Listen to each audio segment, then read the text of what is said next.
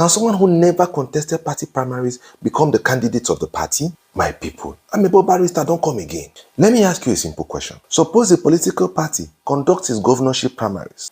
10 aspirants contest, one person wins. Everybody celebrates, INEC is notified. The supporters are happy. Then suddenly, the winner withdraws and the party brings someone else. Not somebody who lost the primaries, not someone who came second, but someone who never contested the primary elections at all. Can that happen? More importantly, is it legal? Now let's talk. Now imagine this scenario. Mr. Abdullahi wants to become governor. For one reason or another, he does not participate in the governorship primaries. Instead, Mr. Bello contests the primaries. Mr. Bello wins. Then shortly after winning, Mr. Bello withdraws. The political party then forwards the name of Mr. Abdullahi to INEC as the candidate for their party. Many Nigerians would immediately say, that must be illegal. After all, how can somebody who never participated in the primary suddenly become the candidate of the party for the said elections? The answer may surprise you. What does the Constitution say? The Constitution tells us who is qualified to contest elections. For example, for governors, Section 177 of the Constitution provides the qualifications, while Section 182 provides the disqualifications. But here is the interesting part. The Constitution does not expressly say that the eventual candidate must personally have contested the party primary election. That requirement comes largely from the Electoral Act and the internal processes of the political party. And that is where this becomes interesting. So what does the Electoral Act say? The Electoral Act requires political parties to nominate candidates through valid primary elections. That principle is important because it promotes internal party democracy. The idea is simple. Party members should choose who will represent them. Not governors, not party chairmen, not political godfathers or strong stakeholders. But the Electoral Act also recognizes something else, and that is substitution. And this is where the controversy begins. What is candidate substitution?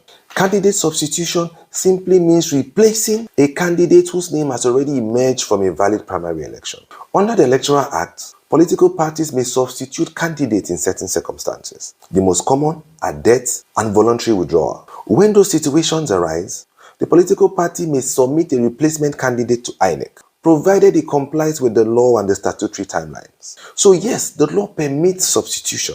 But the real question is, how far can that power go? Now let's talk about the placeholder candidate problem. And this is where the idea of a placeholder candidate comes in. A placeholder candidate is someone who contests the primary election with the understanding that he will later withdraw from the race.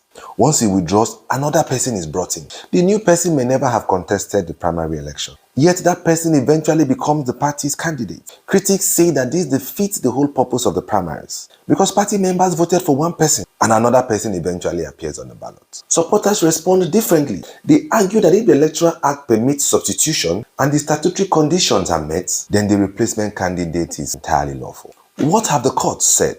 Nigerian courts have continuously emphasized the importance of internal party democracy. At the same time, the courts have also recognized the statutory rights of political parties to substitute and replace candidates where the Electoral Act permits it. This is why the placeholder candidate strategy has appeared repeatedly in Nigerian politics. And despite the criticism, it has not disappeared. The courts have generally focused on one key question. Did the political party comply with the Electoral Act? Not whether the arrangement was politically attractive, not whether it was morally desirable, but whether it was legally permissible. Now here is the million-dollar question. Does the substitute candidate have to contest the primary elections as the law presently stands? The answer appears to be not necessarily. If the original candidate emerged from a valid primary election, if the original candidate lawfully withdraws, if the political party follows the substitution procedure under the Electoral Act, and if INEC receives the proper documentation within the permissible and permitted time frame, then a substitute candidate may lawfully emerge, even where that substitute candidate did not participate in the primary elections.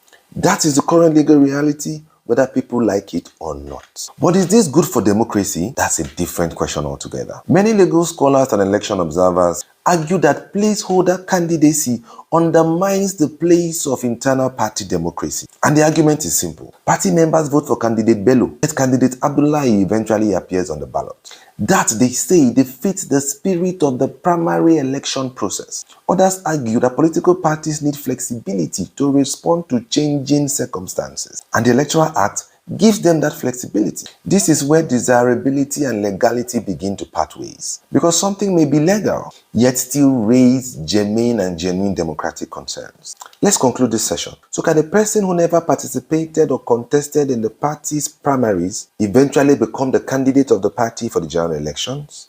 Under the current Electoral Act, the answer is yes, provided the substitution complies with the law, provided the original candidate emerged from valid primary elections, provided the withdrawal or under recognized circumstance is lawful, and provided the political party follows the statutory provisions of the law. Whether that strengthens or weakens democracy is an argument for another day. But as far as the law is concerned, legality and fairness do not always travel together. And that is one of the most fascinating realities of the electoral law. Now here be Amebo barrister, when law they join for inside politics and complicated constitutional issues are explained.